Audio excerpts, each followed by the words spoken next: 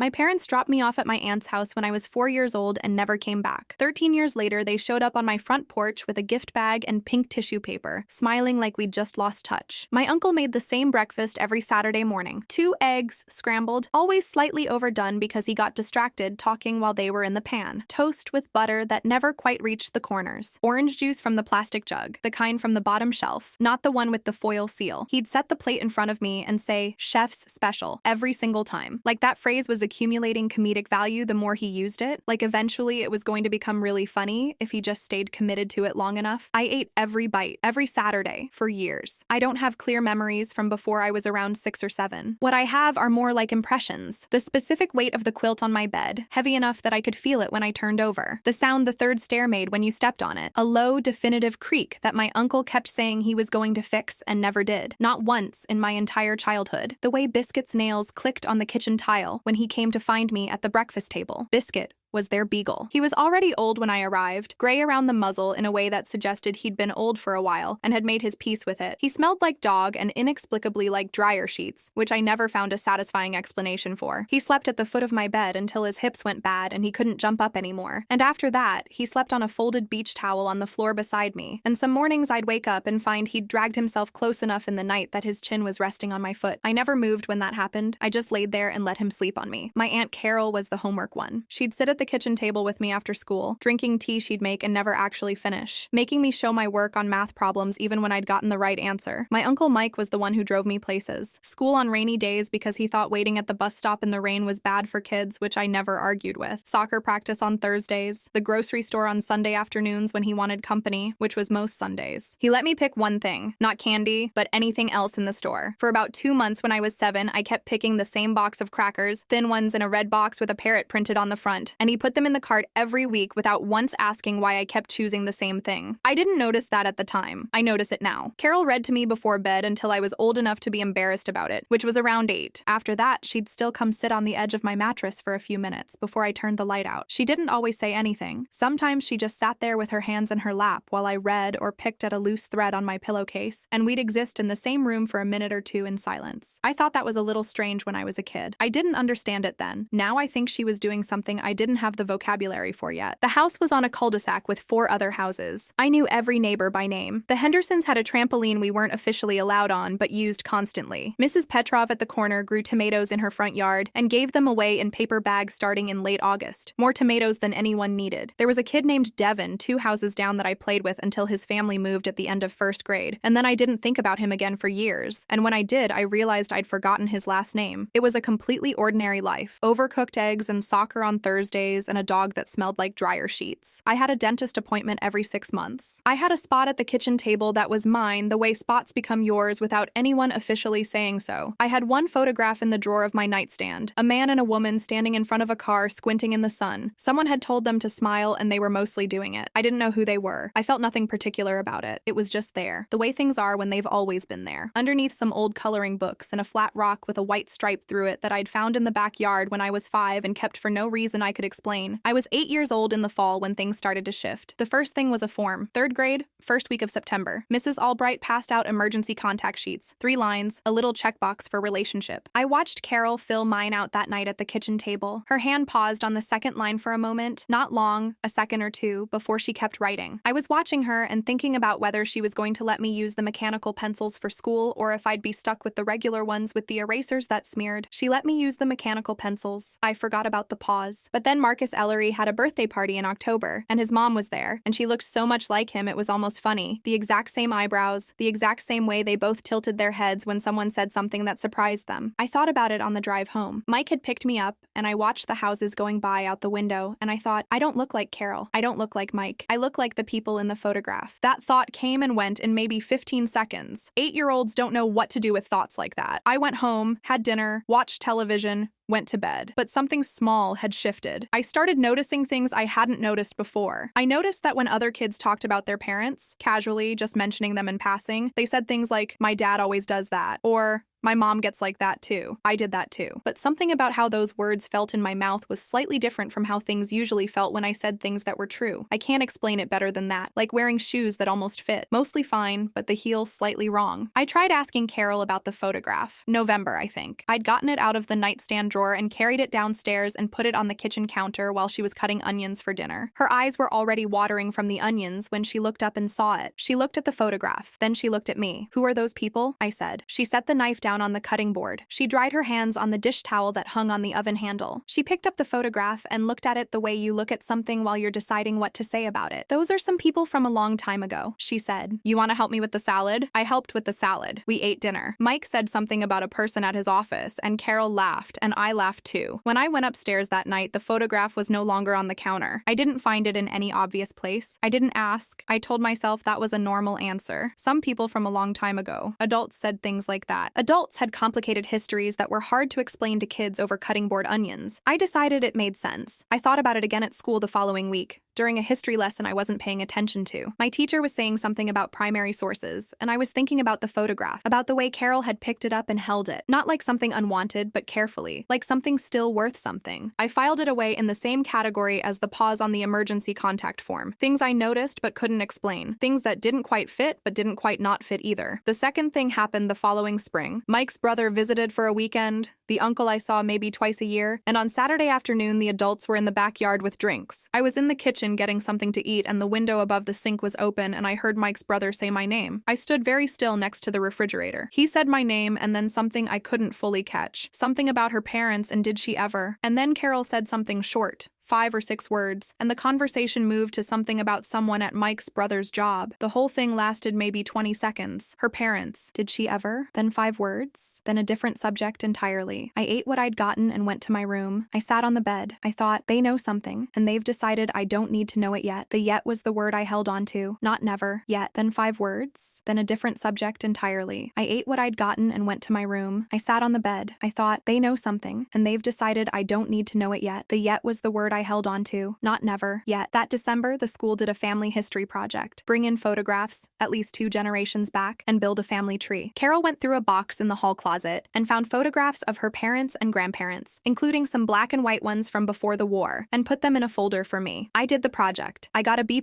which I told people was an A. The whole time I wrote it, something sat in my chest that I couldn't name. Not sadness exactly. More like a low-frequency hum I couldn't find the source of. I wrote about Carol's grandfather who had come over from a part of Poland that has a different name on maps now. I wrote about Mike's grandmother who'd had 6 children and lost 2 before they were old enough for school. I drew the tree. The tree had branches on Carol and Mike's side. On my own side, the branches just started somewhere in the middle, grafted onto theirs, with nothing going down. I turned it in. I didn't think about it directly for a while, but my B+ kept improving in my memory every time the project came to mind, the way things do when you're not quite ready to look at why they bothered you. I was 9 when I developed my first actual theory. My parents were dead. It sounds morbid for a 9-year-old, but it made the most logical sense given what I had. I'd read enough books and seen enough movies to know that kids ended up with relatives when something happened to the parents. That was the framework I had, and it explained everything that needed explaining. The photograph Carol had kept, the way she'd handled it when I'd asked, the family history project with no roots, Mike's brother's half-overheard sentence. If my parents were dead, that explained the silence. Adults were careful around death involving children. I'd come to understand that without anyone directly teaching it to me. I worked this theory hard for most of 4th grade. I remember the ice still on the sidewalk edges in February, walking home from the bus stop, running through possible scenarios the whole 3 blocks, car accident, an illness, something fast and early, when I was too small to form a proper memory of it, which was why all I had was a photograph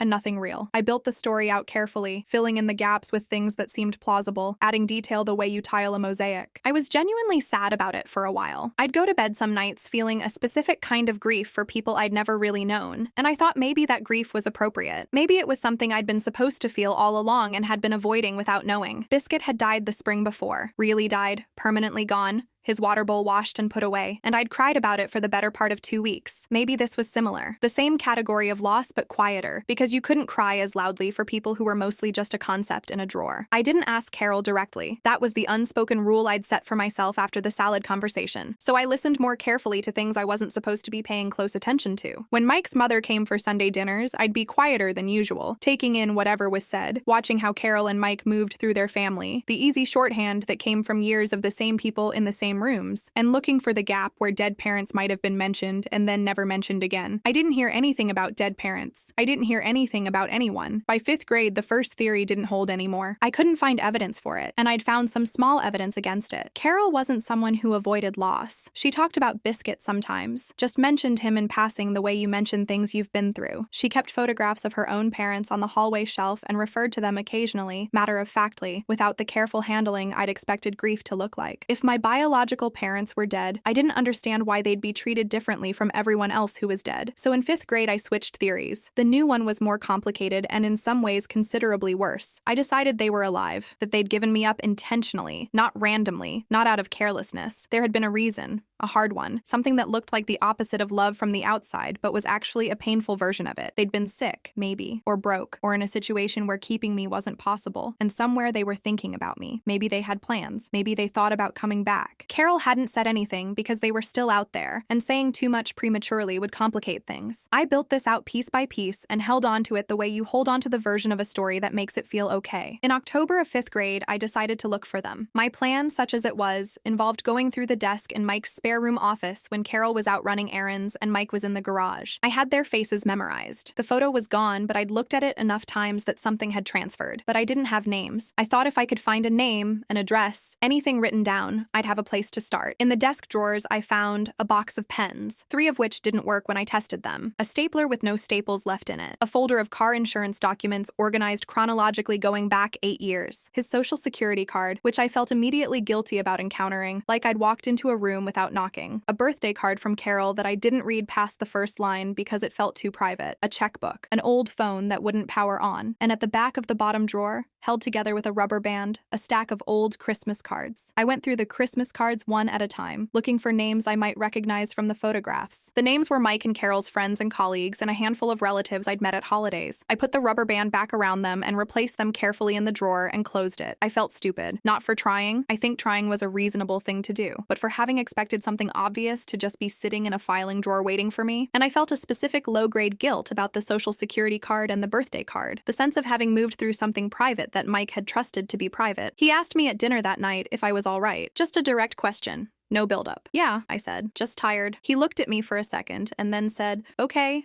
and went back to eating. I thought with reasonable certainty that he knew. His face gave nothing away, but that was its whole mode of operation. He never said anything about it. Either he hadn't noticed, or he'd noticed and decided to leave it there. Both seemed possible. Both seemed like him. I started waking up at 3 in the morning around this time. Not every night, just sometimes. I'd lay there and count something. Ceiling tiles, breaths, made up numbers, until I fell back under around 4 or 4:30. I snapped at Mike once over a library book he'd moved from where I'd left it, said something sharp before I caught myself, and watched his face go carefully neutral. I said sorry. He said okay. I ate the rest of dinner feeling bad about it. By November, I'd mostly let it go quiet again. Raph from school had gotten a new bike, and we were riding around the park near his house on Saturday afternoons. I had a math test I'd bombed that needed to come up before report cards. Real life has a way of filling whatever space you'd been using to think about something else, at least for a stretch. I want to be clear about what this period felt like because I think it's easy to make it sound more dramatic than it was. It wasn't dramatic. It wasn't like carrying a wound around. It was more like knowing there was a room in the house with the door shut and just not opening it. Most of the time I wasn't even thinking about the room. I was doing homework and going to soccer and eating dinner and watching television and being 10, which had a lot of content to it. The room was just there. I'd registered it. I'd decided, without putting it into words, that the door was going to open when it was ready to open, and not before, and that I was okay with that. The winter of 5th grade, I asked Carol once, out of nowhere,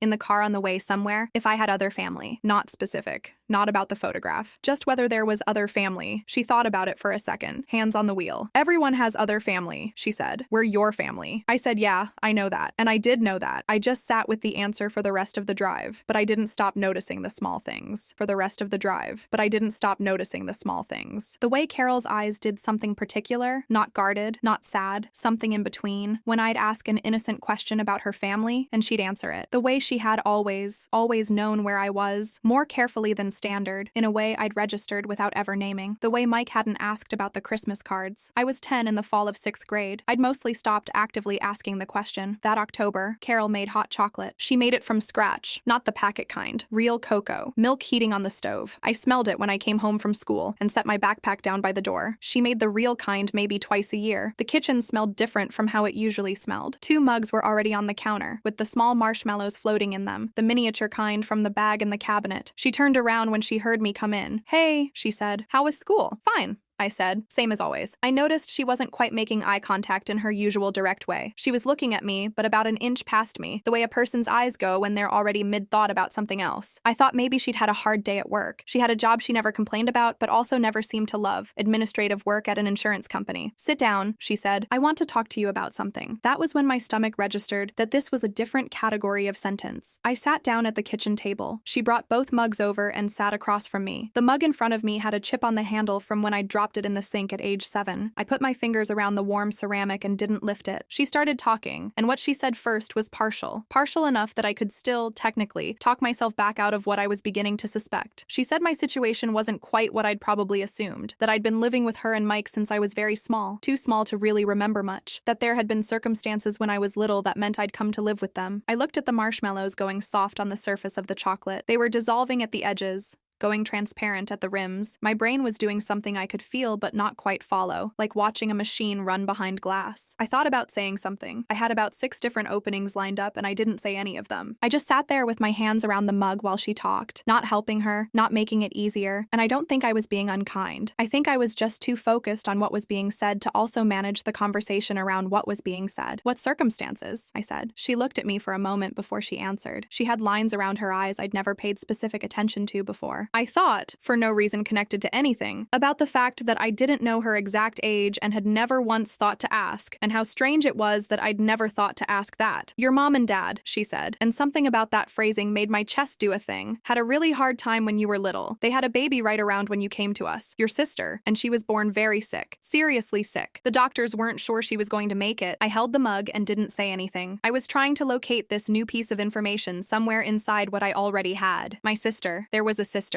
The word didn't find a shelf. It just sat in the sentence, unconnected to anything. She kept talking. She explained it carefully and without rushing, the way she'd clearly practiced. The hospital, the machines, the weeks that had turned into months. The way my biological parents had been completely consumed by it, in the way that people get consumed by something they're terrified to lose. She was gentle about it. She wasn't making them into villains. She was telling it the way you'd tell it if you'd been watching from close range and had decided to be fair about it. I heard all of it. I also wasn't totally hearing it. Some part of my processing was somewhere else, somewhere that was running a different calculation on its own, and I'd tune back in for a sentence and then go back under for a few seconds. I almost talked myself back out the door. The theory assembled itself automatically. They'd had a crisis, both of them, a child who might die. They'd been overwhelmed. They'd needed help. Carol had taken me temporarily, and temporary had extended, and here we were. That was sad, but it wasn't necessarily the worst version. "When are they coming back?" I said. Carol's face did something very small and very fast. Her jaw moved once and then settled. "They're not coming back," she said. The refrigerator clicked on. I listened to it hum. 1 second, 2, 3. "They left you with us," she said. "Officially, they signed papers." I turned the mug on the table, the chipped handle away from me, then back. Away, then back. I was aware of doing it. I was also aware that I was still holding the mug, that I still hadn't drunk any of it, that it had to be cooling off by now. I thought about saying something. I thought about getting up. I thought about how the refrigerator made that clicking sound every time it cycled on,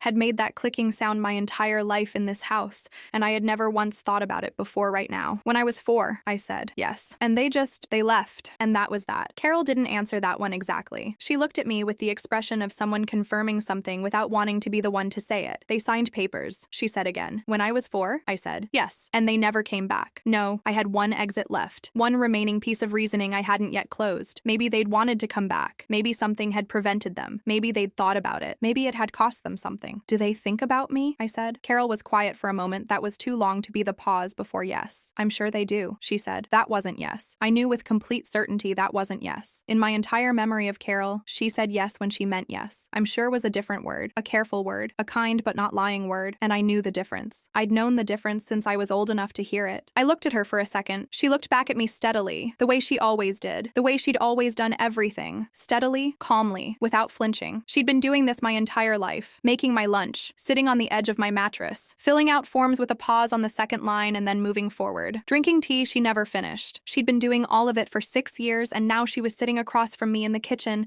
telling me the thing she'd been holding this whole time, and her voice was not shaking, and she was not making this about herself, and she was not asking me to make her feel better about it. I thought, this is what being kept looks like. Every exit was closed. The mug had a small ring of condensation forming under it on the table. I was looking at that. The circle the mug made on the wood. I thought about the photograph. The man, the woman, the car, the sun, the mostly smiling. I'd looked at it so many times I could see it without looking at it. I'd known them or been alive at the same time as them and been in the same rooms as them, which wasn't necessarily the same thing. I was 4. Whatever had been there was already gone before I had the equipment to record it properly. And then they'd driven me somewhere and left. I started and stopped. Carol was watching me. She hadn't touched her hot chocolate either. They just left, I said. Yes, she said. Just that. My hands were flat on the table on either side of the mug. I looked at them. I had a small scar on the side of my right thumb from a compass point in 2nd grade art class. I looked at the scar. I thought about 2nd grade, about Mrs. Albright's classroom, the emergency contact form, the pause on the 2nd line. I thought about the Christmas cards and the rubber band, the birthday card I hadn't read. I thought, completely without reason, about the tuna casserole Mike had made the previous Thursday that nobody had particularly liked, and how he'd eaten 2 helpings of it anyway. And that thought came and went in under 2 seconds and didn't connect to anything else at all. My chest wasn't doing anything dramatic. That was the strange part. I'd always imagined, in the vague way you imagine things you can't quite look at directly, that if this moment ever arrived, it would feel large and immediate. But it just felt like sitting in a kitchen with the refrigerator humming and a cold mug under my hands. Where's the photo? I said. Which photo? The one from my nightstand, the one I brought down that time. She got up. But it just felt like sitting in a kitchen with the refrigerator humming and a cold mug under my hands. Where's the photo? I said. Which photo? The one from my nightstand, the one I brought down that time. She got up. She went to the hall closet and came back with a small envelope, the kind from a photo developer, and set it on the table in front of me. There were 3 photographs inside. The one I remembered, 2 people, a car, too much sun, and 2 I'd never seen. In one of the new ones I was in it, very small, maybe 2 years old, sitting on a woman's lap.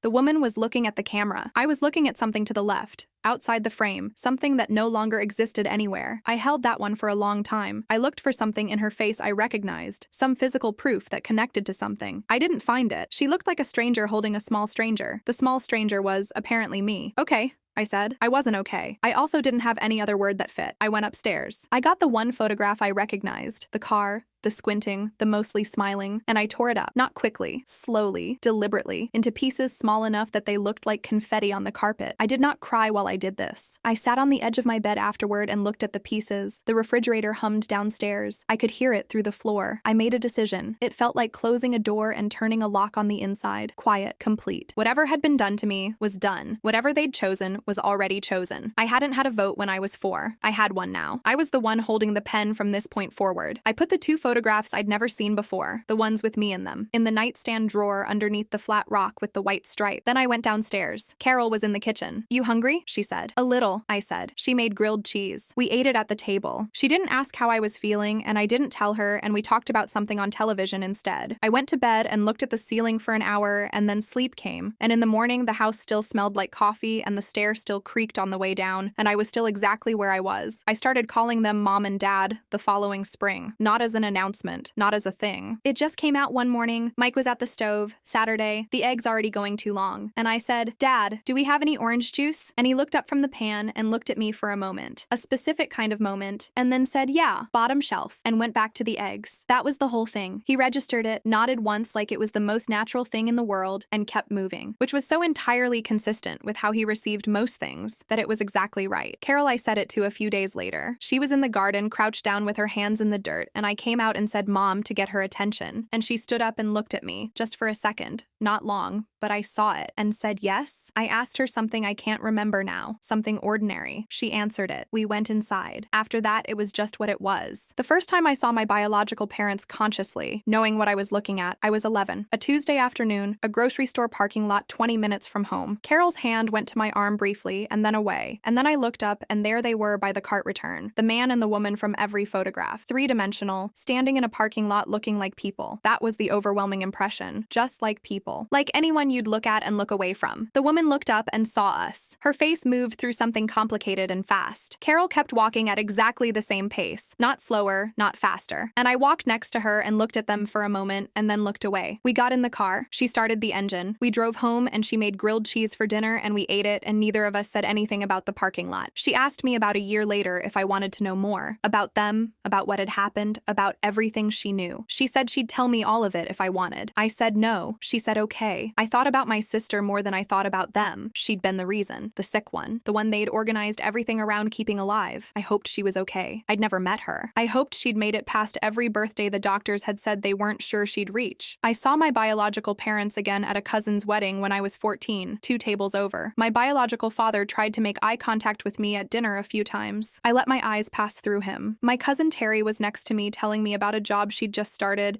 and I kept my attention on Terry. Outside afterward, the woman touched Carol's arm, said she looked so grown up, in a voice trying to be something I couldn't quite name. Carol said thank you, politely, the kind of thank you that says nothing else. I got in the car. Mike taught me to drive in an empty parking lot when I was 16. Saturday mornings, the same even voice he used for everything. After the 4th lesson, he said I was a natural, which wasn't true, but it was a nice thing to say, and I laughed at him for it. I got into the college prep track at school. I had a best friend named Sasha who'd known my actual story since 8th grade and never brought it up unless I did first. I had a job at a coffee shop in the next town over, 17 hours a week. I had, in other words, a real life, a specific, ordinary mine life, built on a cul-de-sac and overcooked Saturday eggs and a stair that still creaked the same way it had always creaked. I was 17 in the fall of my junior year. That November, they knocked on the door. I came downstairs because Mike called up from the bottom of the stairs, and his voice had a quality I couldn't name but registered as careful, not alarmed, just careful. The front door was open. On the porch was the man and woman from every parking lot and 2 distant tables, and a photograph torn into confetti on my bedroom carpet 7 years ago. They had a gift bag, pink tissue paper. Standing behind them was a girl who looked like me, actually looked like me, similar eyes, similar way of standing with her weight slightly to one side, and she was staring at the porch floor with the total focus of someone who would very much like to be somewhere else. My biological father was already talking by the time I was fully down the stairs. He had the practiced quality of someone who'd been preparing this speech for longer than I'd want to know. He said they'd been through so much as a family, that my sister was doing well. Every birthday, a milestone they'd been terrified she wouldn't reach, and that it finally felt like the right time to reconnect. He used the word healing. He used the phrase whole again. He smiled the entire time, the kind of smile that assumes its response before it arrives. Then he said it was time to come home. I looked at him. I thought, for half a second, about confetti on carpet, about a locked door, about a very quiet decision I'd made at age 10 that had never once felt unsteady. I am home, I said. The smile dropped. He tried another angle, said I was being emotional, that I needed to think about what it meant for the family to finally be whole. I said our family was whole. It had been whole for years. He just wasn't in it. He raised his voice, said I was being disrespectful, that he was still my father, and I owed him the decency of a real conversation. I didn't raise mine back. I didn't need to. I told him he made his choice 13 years ago when he drove a 4-year-old to someone else's house and never came back, that I made mine the night I found out, that some choices don't get unmade just because they stopped being convenient. My biological mother was crying. She kept saying she was sorry. She said she hadn't known what else to do. She said it was the hardest decision of her life. I believed her. I actually believed her. I think it probably was the hardest decision of her life. Hard and right are different words. They left. My sister looked back at me once before she followed them down the driveway. I don't know what she was thinking. I hope she's okay. None of what happened was ever her fault. I went inside and sat down at the kitchen table. Mom came in from the kitchen and looked at me. You okay? She said. Yeah, I said. Can you pass the bread? She laughed. She handed it over. Mom came in from the kitchen and looked at me. You okay? She said. Yeah, I said. Can you pass the bread? She laughed. She handed it over. Dad came in from the living room and sat down and we ate dinner together. The 3 of us at the table with the spot that had been mine for 13 years, like it was any other night. Because it was. That's the part they'll never understand. For them, last week was a turning point. Something they'd been building toward and dreading and rehearsing for years. A major emotional event with stakes and weight. For me, it was a Tuesday. The bread was good. Dad's eggs were overcooked, same as always. I went upstairs to bed afterward, and the 3rd stair creaked under my foot. And I thought about how he'd been saying he was going to fix that stair for as long as I could remember, and how he never did. And I thought, good. Leave it. Leave all of it exactly where it is.